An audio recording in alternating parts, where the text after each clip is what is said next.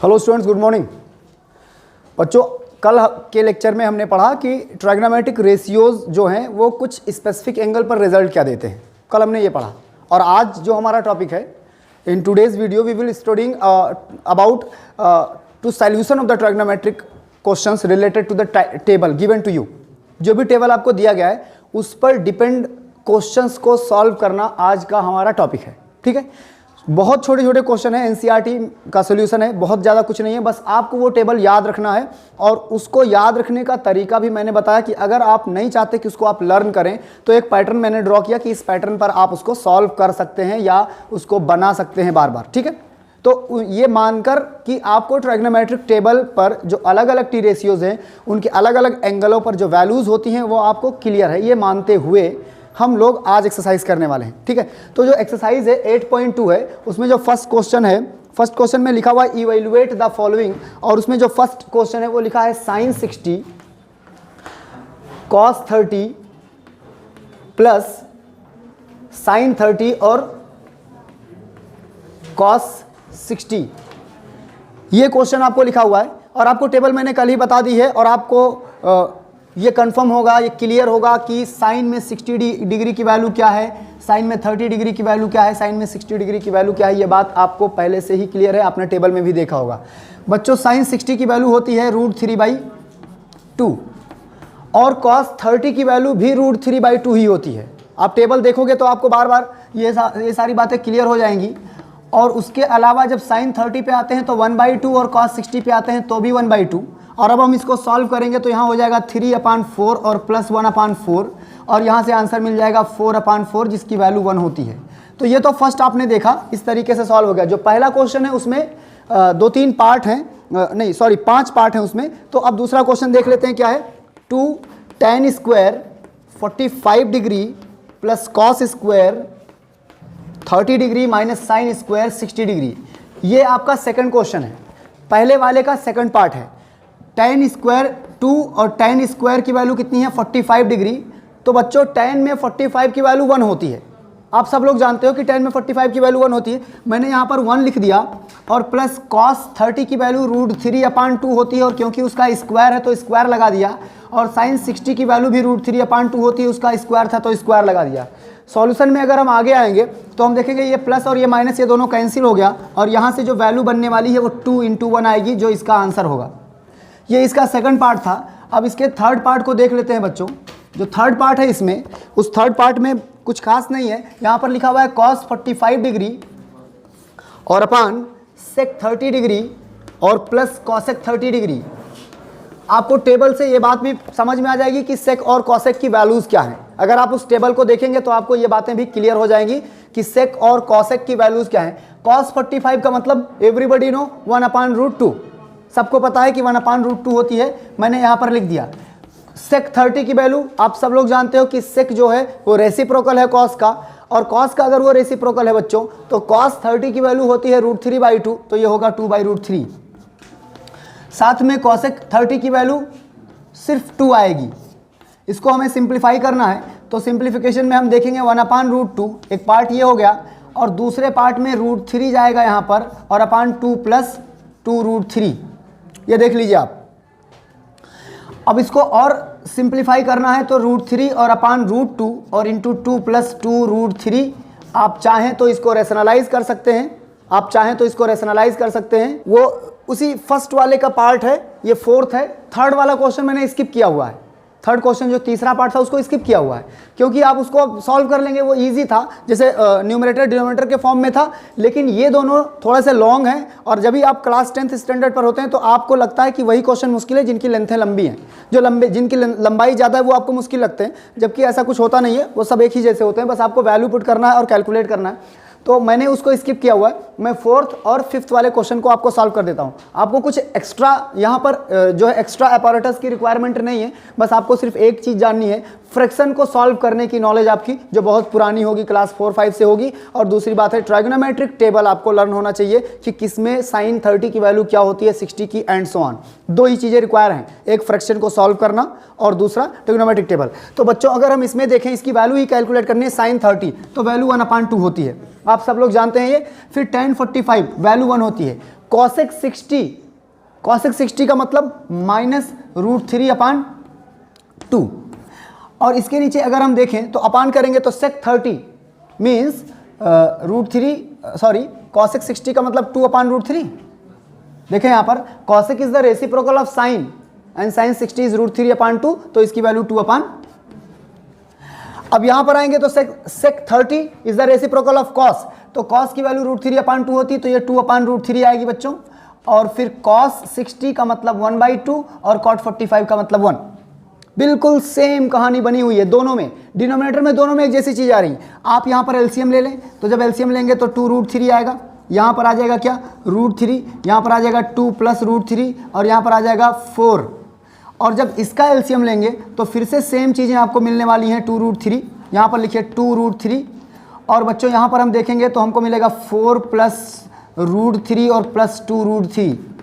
ये देखिए इससे ये कैंसिल, जो बच रहा है वो क्या बच रहा है, √3 कॉमन कर लेंगे तो 1 + 2 बच रहा है -4। और जब इसको सिंप्लीफाई कर लेंगे यहाँ से तो फिर हमको बच जाएगा √3 कॉमन कर लेंगे तो 1 + 2 बच रहा है और +4।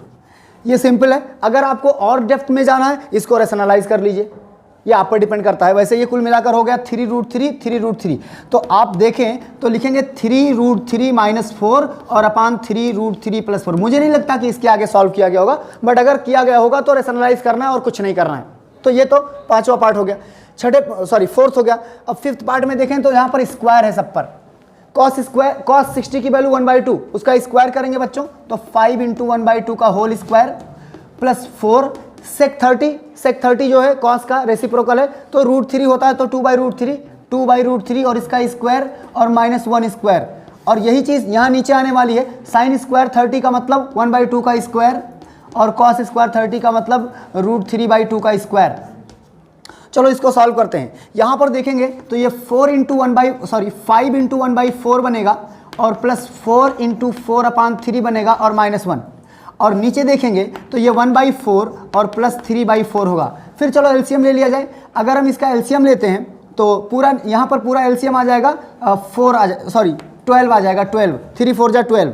यहाँ पर बच्चों 5 × 3 आएगा और यहाँ पर आएगा 16 × 4 और -12। देख लेना एलसीएम में कुछ मिस्टेक ना हो। 4 और 3 का एलसीएम 12 हो गया। 5 पहले से था, क्योंकि यहाँ 4 है तो 12 को डिवाइड करेंगे तो यहाँ 3 आ जाएगा। और क्योंकि यहाँ पर 3 है तो 4 आएगा और यहाँ पर कुछ भी नहीं है 1 है तो पूरा का पूरा 12। और इसके साथ नीचे भी कुछ यही होने वाला है। एलसीएम ले लेंगे तो बच्चों यहाँ पर हमको मिलने वाला है कितना, ये तो पूरा सिंप्लीफाई हो जाएगा तो 1 बचेगा नीचे, कुछ करना ही नहीं है। देखिए एलसीएम 4 और 1 + 3 = 4। तो ये पूरा मसला नीचे का सॉल्व हो चुका है। अब देखें तो 15 आ गया बच्चों और 16 64 हो जाएगा -12 और अपान यहाँ पर 12 है। अब इसको आप सॉल्व कर लेंगे और आंसर 15 में और 64 को ऐड करके 12 उसमें से घटा देंगे और नीचे जो लिखा है वो रहने देंगे। तो या कहीं कैंसिल हो रहा होगा तो आप उसको भी कंप्लीट कर लेंगे। तो ये जो पहला पार्ट था उसके दोनों मतलब उसके सारे पार्ट हो गए हैं। अब हम दूसरे नंबर वाले पर आएंगे और देखते हैं क्या करना है। ठीक है, आपकी जो पहली एक्सरसाइज 8.2 चल रही है उसके क्वेश्चन नंबर 2 में 4 पार्ट हैं। 4 में से ये पहले 2 हैं, फर्स्ट और सेकंड, उसके बाद हम लास्ट के 2 भी देखने वाले हैं। ठीक है, देखिए इसको हम 2 तरीके से लगाने वाले हैं। 2 तरीके से, एक तो सीधा वैल्यू पुट करके वेरीफाई करेंगे कि भाई इसकी वैल्यू भी इतनी आ रही है और दूसरे वाली की वैल्यू भी इतनी आ रही है, इसलिए यही आंसर सही है। एक तो ये करने वाले, एक हम आपको फॉर्मूला बता देंगे जिस फॉर्मूले से आप इसको समझ सकते हैं कि हाँ ये ऐसे हुआ है और इस वजह से हम ऐसे करने वाले, राइट। तो पहले हम वो देख लेते हैं जो हमारे लिए प्राइमरी है, जो आपने सीखा है। आपने सीखा है वैल्यू पुट करना। अब आप इसको सॉल्व करेंगे तो देखिए यहाँ पर क्या मिलता है 2। tan 30 की वैल्यू बच्चों जानते हो क्या होता है 1/√3। और यहाँ पर हम देखेंगे 1 प्लस और tan स्क्वायर 30 की वैल्यू मतलब 1/√3 का स्क्वायर। ठीक है, अब इसको और सिंप्लीफाई करूंगा तो ये हो जाएगा 2/√3 और नीचे आ जाएगा बच्चों 1 + 1/3 और सिंप्लीफाई करूंगा तो 2/√3 और यहाँ से पहुंचेगा 3 और अपान 4, क्योंकि वो सॉल्व होकर एलसीएम लेके वहाँ चला जाएगा। अब इसको हम कैंसिल करेंगे तो ये 2 आएगा। √3 को √3 का स्क्वायर लिखेंगे, ये कैंसिल। तो जो फाइनल आंसर जो बच रहा है वहाँ से वो बच रहा है √3/2। ये जो रिजल्ट है इसकी वैल्यू कितनी आ रही है, √3/2 आ रही है। हमें ये देखना है कि ये जो हमारे पास 4 ऑप्शंस हैं, इन 4 ऑप्शंस में किसकी वैल्यू √3/2 होती है। sin 60 की वैल्यू, इसका मतलब है ऑल्सो, यहाँ पर लिख लीजिए also sine 60 is equal to √3/2। तो इसका मतलब ऑप्शन ए सही है। ये पहला तरीका हो गया। दूसरा तरीका फॉर्मूले का है, दूसरा तरीका फॉर्मूले का है और शायद वो आपको लगे कि वो इजी है। एक फॉर्मूला होता है बच्चों, वो आप जाने, ये सेकंड है। एक फॉर्मूला ये होता है कि sine 2a is equal to 2 tan a और upon 1 plus tan square a। एक फॉर्मूला ये होता है, आप अपने दिमाग में इस बात को रखें।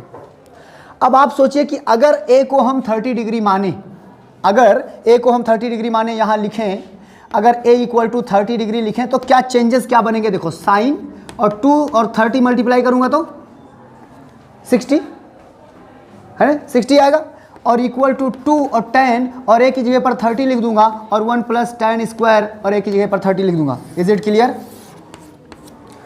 तो ये इसके इक्वल ही है, लेकिन हमको वहाँ सॉल्व करके दिखाना था, मैंने वो भी किया। बट अगर आपको, जैसे आपको ऑप्शन टिक करना है, आपको एमसीक्यू मिला हुआ है, तो कोई आपसे ये नहीं पूछने आने वाला है कि आपने ये वाला लगा दिया कि आपने ये वाला लगा दिया। आप जो भी लगाएंगे आपको खाली बस एमसीक्यू टिक तो मिलेगा कि हाँ ये टिक है। तो हमें इसको इस तरह भी करना मतलब आना चाहिए, तो अच्छी बात है। तो ये तो हो गया पहला। अब दूसरे पर देखते हैं। आपको यहाँ से दिखे साइन 60 वाला ही तो इक्वल टू आ रहा है, यहाँ से आपको ऑप्शन ही मिल गया तुरंत, साइन 60 वाला आ रहा है। दूसरे पर चलते हैं, क्योंकि आपको पता है कि tan स्क्वायर 45 जो है बच्चों वो 1 होता है। एवरीबडी नो कि tan स्क्वायर 45 1 होता है, और उसके साथ में ये सबको पता है कि ये tan स्क्वायर 45 1 होता है, तो 1 का स्क्वायर 1 होगा। 1 में से 1 को माइनस करने वाले हैं तो 0/2, इसका मतलब फाइनल आंसर 0।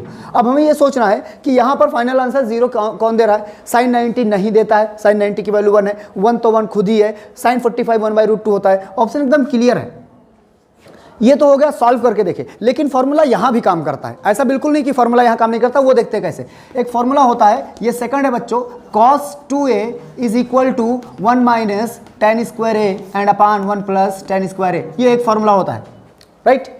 यहाँ पर जो लिखा हुआ है वो सामने एक फॉर्मूला होता है। अगर हम a की वैल्यू 45 डिग्री ले लें, if we are going to take a equal to 45 degree, अगर हम a की वैल्यू 45 डिग्री ले लें तो चलो दोनों तरफ लिख के देखते हैं। तो यहाँ पर 2a है तो ये कितना आ जाएगा? cos 90 आएगा। और यहाँ पर मैं ऐसे लिख के छोड़ दूंगा इसको, tan स्क्वायर 45 और अपान 1 प्लस tan स्क्वायर 45। अब बच्चों आप मुझे बताओ cos 90 की वैल्यू टेबल में क्या थी? इसका मतलब इसकी वैल्यू 0 आएगी। इसका मतलब ऑप्शन नंबर हमारा डी सही है। तो हमारे पास दो तरीके हैं, जब हम अभी स्टार्ट कर रहे हैं तो हमारे पास दो तरीके हैं। We can apply the formula as well as we can calculate it as directed. जैसा हमको कहा गया है वैसा हम कर सकते हैं। तो ये जो क्वेश्चन नंबर 2 है, क्वेश्चन नंबर 2 का फर्स्ट सेकंड पार्ट था। अब इसके बाद 2 और पार्ट है इसमें, थर्ड और फोर्थ पार्ट, वो इसको कंप्लीट करके अब हम लोग उसको देखेंगे, ठीक है? क्वेश्चन नंबर 2 के जो थर्ड और फोर्थ पार्ट को हम देखेंगे, ये लास्ट है। इसके बाद क्वेश्चन नंबर 3 जो एक इंपॉर्टेंट क्वेश्चन है जो आपको एग्जाम में मिलता है। कई बार आप सैंपल पेपर उठा के देखेंगे तो वो क्वेश्चन या उसके जैसा ही कोई ना कोई आपको बोर्ड एग्जाम में मिल जाएगा आराम से, ठीक है? और वो भी 2 या 3 नंबर में मिल जाएगा, ठीक है? तो सबसे पहले हम यहाँ बात करते हैं। अब इसमें इन्होंने जो बता दिया, ये इन्होंने इस तरह बता दिया कि आपको सोचना पड़ेगा। मतलब ये है बच्चों कि हम a की वो कौन सी वैल्यू लें, a की वो कौन सी वैल्यू लें जिसको 2a करे तब भी उतना ही रिजल्ट आए और a करे तब भी उतना ही रिजल्ट आए। तो it is possible only if when you will take a is equal to 0। ये सिर्फ एक ही बार पॉसिबल है, जब हम a की वैल्यू 0 लेंगे तभी आएगा। क्यों ऐसा होगा? क्योंकि हमको पता है बच्चों की साइन, और मैं बोला कि 2 और इंटू 0 लिख लिया, तो इसकी वैल्यू कितनी हो जाएगी? इसकी वैल्यू हो जाएगी बच्चों साइन 0, और साइन 0 की वैल्यू 0 होती है। ये तो लेफ्ट हैंड साइड हो गया। लेकिन अगर हम राइट हैंड साइड की बात करते हैं यहाँ पर, तो देखिए ये क्या आएगा? 2 इंटू साइन a, और a का मतलब मैं 0 लिख रहा हूँ, तो 2 और साइन 0 की वैल्यू होती है 0, तो ये भी 0 आएगा। मतलब ये एक करेक्ट ऑप्शन है, उसका रीज़न मैं आपको ये बता दिया। लेकिन आपने डायरेक्ट इसको ले लिया है, आपने इसको डायरेक्ट ले लिया है, आपने कुछ इसमें किया नहीं है। लेकिन ऐसे तो नहीं होगा, कुछ और भी होगा जिससे आपको समझ में आना चाहिए। तो वो दूसरा तरीका मैं आपको बताता हूँ। सेकंड, क्योंकि एक फॉर्मूला हमारे पास है कि जब कभी हमारे पास साइन 2a होता है तो हम उसको लिखते हैं 2 sin a cos a। अब आप सोचिए कि ये वाला रिलेशन कब बनेगा, यहां से ये वाला रिलेशन कब बनेगा? जब cos a की वैल्यू 1 हो। cos a जहां लिखा है अगर उसकी जगह पर 1 लिखा हो तो ये जो लिखा हुआ है दोनों सेम हो जाएंगे। सोचिए, अब आपको ये सोचना है कि cos किस एंगल पर 1 होता है, cos किस एंगल पर 1 होता है। तो आपके दिमाग में तुरंत ये बात आएगी कि cos 0 1 होता है। इसका मतलब जब a की वैल्यू 0 लेंगे तभी ऐसा होगा। ये यहां से निकल कर आता है, ठीक है? क्योंकि वहां तो मैंने सीधे आपसे कहा कि बच्चों 0 आंसर होगा, ठीक है? देख लो इसको कैसे कैसे मैंने वेरीफाई कर दिया। बट एक्चुअली में इसके इक्वल टू ये होता है, एक्चुअली में इसके इक्वल टू ये होता है। और यहाँ से जब ये कॉस वाला पार्ट 1 बनेगा, डिलीट नहीं होगा, जब 1 बनेगा तो ये 2 sin 2a is equal to इतना बनेगा। ये जब ही 1 बन सकता है, it is possible only if, ये सिर्फ एक ही बार में पॉसिबल है, it is possible only if. कब ऐसा होगा? जब cos a is equal to 1 होगा। और अगर cos a 1 है बच्चों, तो इसका मतलब a कितना होगा? 0। और ये आपका आंसर। तो ये दूसरा फेज था। आपको अगर किसी को ऑथेंटिकली अच्छे से प्रूफ करके देना है कि भाई ऐसा होता है, रीज़न ये है, तो आप ये वाला टर्म उठाओगे, यहाँ से काम करोगे, राइट। अब यहाँ पर आते हैं, ये लिखा हुआ है, मैं सॉल्व करूँगा इसको। 2 tan 30 अपन 1 माइनस tan स्क्वायर 2, और बच्चों tan 30 के मतलब 1/√3, 1 माइनस 1/√3 का स्क्वायर 1/3 होगा। चलो सिंप्लीफाई करते हैं उसको, तो यहाँ हो जाएगा 2/√3, और ये घूम के पहुँचेगा 3 और नीचे 2 आएगा, 2 से 2 कैंसिल, √3 का स्क्वायर लिख दीजिए, स्क्वायर से कैंसिल, तो कुल मिलाकर √3 आंसर आया। आप सोचिए √3 आंसर आया।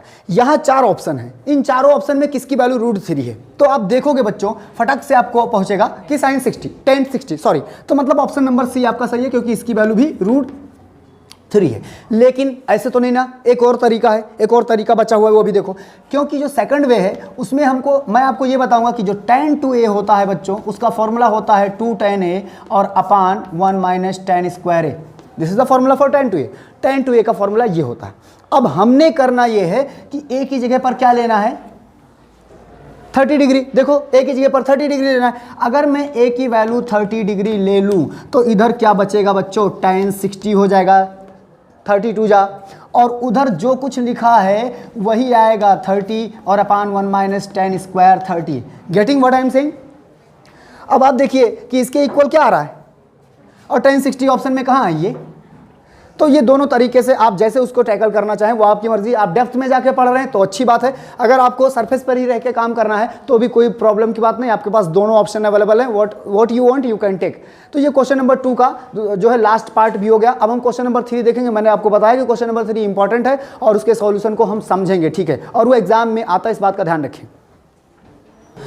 तो बच्चों ये क्वेश्चन नंबर 3 है आपके एक्सरसाइज 8.2 का।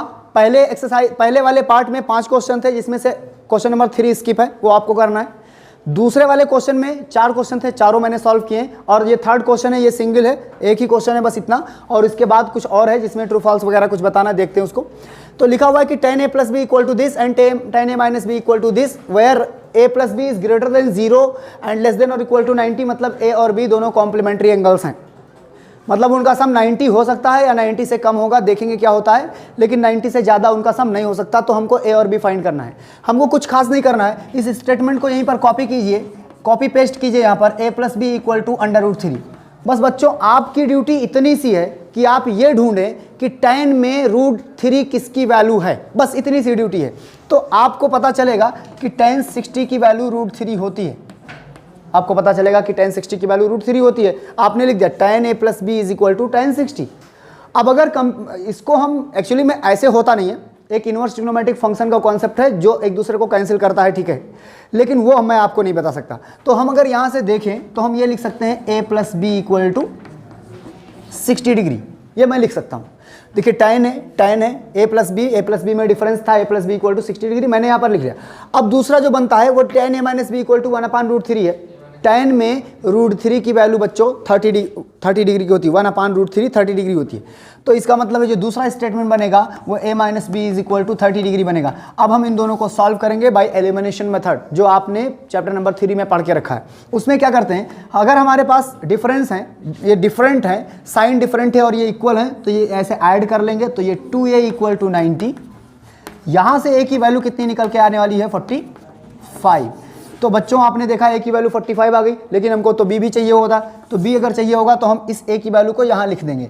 तो a plus b equal to 60 degree, और यहाँ से b की वैल्यू हमको निकल कर आ जाएगी 60 माइनस 45 दैट इज 15। तो यहाँ से a की वैल्यू 45 और b की वैल्यू 16 आ गई, राइट। ये क्वेश्चन नंबर जैसे भी है, कोई भी क्वेश्चन है, बट ये 7 स्टार क्वेश्चन है।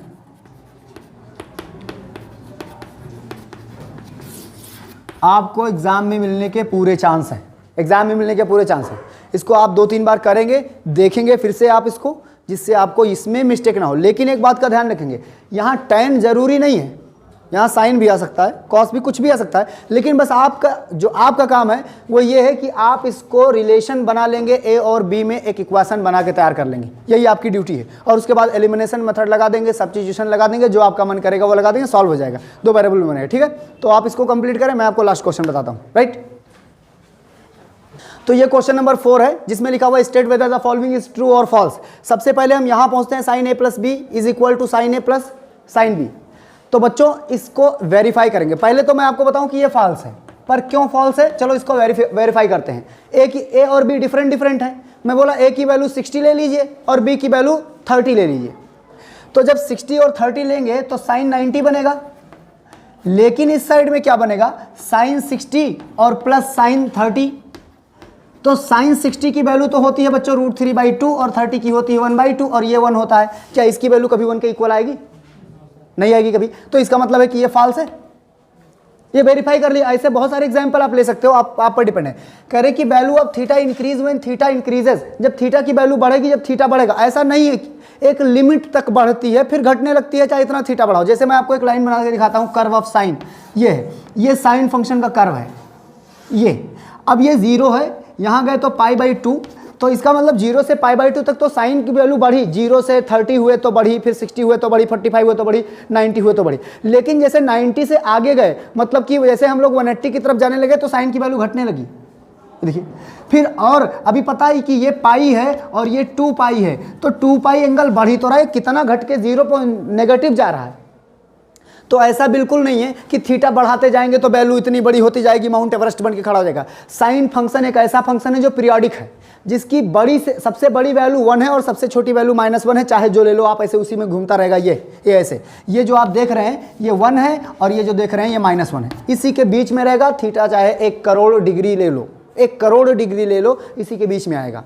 तो कभी वो घटेगा कभी बढ़ेगा, पीरियोडिक फंक्शन है। इसलिए दूसरा स्टेटमेंट भी क्या है, value of cos theta increases when theta increase, cos की वैल्यू इंक्रीज करेगी जब थीटा इंक्रीज करेगा। ये भी सेम स्टेटमेंट है। कॉस का जो कॉस फंक्शन होता है बच्चों, उसका डायग्राम इस तरह होता है, कर्व वो यहां से बनता है ऐसे। जब 0 लेंगे तो 1 आएगा, फिर 30 लेते हैं तो ऐसे झुकता है। फिर देखिए अब ये पाई हो गया, अब इसके बाद इधर जा रहे हैं, थीटा बढ़ रहा है पर उसकी वैल्यू माइनस में है, नीचे है तो माइनस में है। तो इसका मतलब ये भी स्टेटमेंट आपका फॉल्स ही जा रहा है। फिर कह रहे हैं कि sine theta is equal to cos theta for every theta, नहीं, ये सिर्फ एक बार होता है जब थीटा की वैल्यू 45 डिग्री हो, तब सिर्फ एक बार होता है। When theta will equal to 45 then sine is also equal to 1/√2 and cos will also equal to 1/√2, लेकिन बाकी किसी केस में नहीं। और आपको पता है कि कोई एक 45 डिग्री का ही एंगल तो है नहीं कि बस उसी पर हम डिसाइड कर लेंगे। बहुत सारे एंगल हमारे पास है, 1 डिग्री है, 1000 डिग्री है, 200 डिग्री है, बहुत कुछ है। तो ये सिर्फ पॉसिबल है जो थीटा की वैल्यू 45 हो। अगर थीटा इक्वल टू 45 लिखा होता तो ये ट्रू होता, पर एक्चुअली में ऐसा नहीं है, तो ये फॉल्स है।